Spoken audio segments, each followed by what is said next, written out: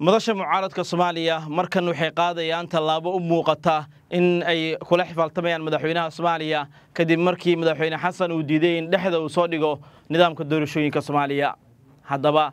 xubno ka socda aqalka cad ee dalka Mareykanka ayaa casuumaad rasmi ah u fidiyay xubnaha madasha mustaqbalka Soomaaliya oo ay ku mideysan yihiin madax hore iyo siyaasiyiin iyo sidoo kale maamulada Puntland iyo Jubbaland. kulankan ayaa waxa uu ka dhacayaa magaalada Nairobi ee caasimadda Kenya ka hor inta aysan xubnaha madasha aadin magaalada Kismaayo ee caasimadda ku meel gaarka ee Jubbaland.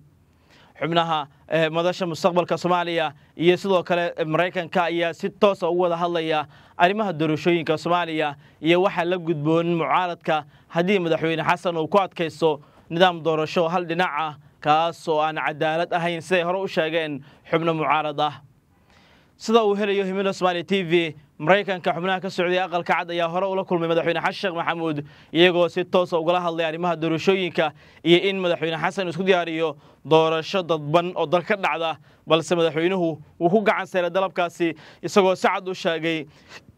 in uu hirgelinayo nidaam doorasho qof iyo cod ah kaas oo markii ugu horeysay 15 sano kadib ka dhacaya guud ahaan dalkan Soomaaliya. hase yeeshee Mareykanka maysan la cajabin jawaabta madaxweyne Xasan iyagoo u sheegay in ay jiraan mucaarad diidan qorshihiisa isla markaana doorashadan aan heshiis lagu ahayn dalkan dhaxalsiin karta sida Mareykanka ay u sheegeen madaxweyne Xasan dhibaatooyin siyaasadeed oo aan dhamaad lahayn.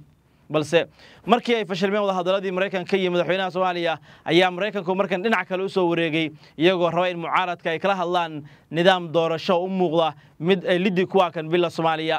xogaha ayaa sheegaya in madasha mustaqbalka iyo sidoo kale Mareykanka ay isku raaci doonaan haddii madaxweyne Xasan uu ku adkaysto doorasho hal dhinac ah in iyaguna ay qabsadaan nidaam doorasho ka madax banaan bila Soomaaliya taas oo ka dhigaysa mar kale carqalad siyaasadeed in dalka lagu hawlo sigalayo madaxweynaha iyo tiimkiisana nidaamka doorashada ku adkaysanaan uu yahay mid qalqal gelin kara dowladnimada Soomaaliya.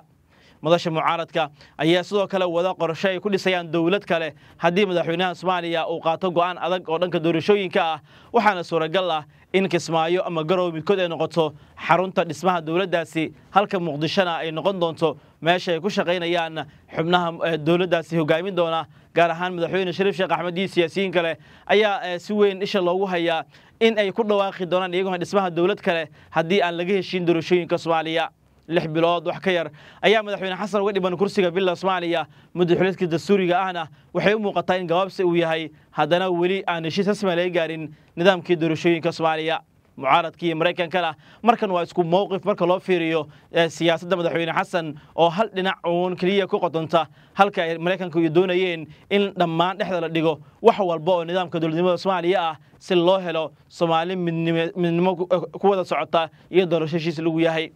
Nairobi iyo shirka madasha iyo sidoo kale Mareykanka ayay filla Soomaaliya isha ku haysaa kaas oo ay u aragtay inuu yahay halis kale oo la soo gudbinaatay qorshayaashooda. waxaan la filayaa in maalinta Baritaan iyo wixii ka dambeeya xubnaha madasha mustaqbalka oo qaarkood Muqdisho jooga ay dhammaan u duuli doonaan magaalada Nairobi halkaasna kulamo ay kula qaadan doonaan xubnaha aqalka cad ee Mareykanka ka yimid sidoo kalena kadib ay soo gudbi doonaan dhanka iyo magaalada Kismaayo ee caasimadda ku meel gaarka ah ee Jubbaland. la socda Himilo Somali TV wixii warar xoog ku soo kordha tan iyo kulan dambe nabadgelyo.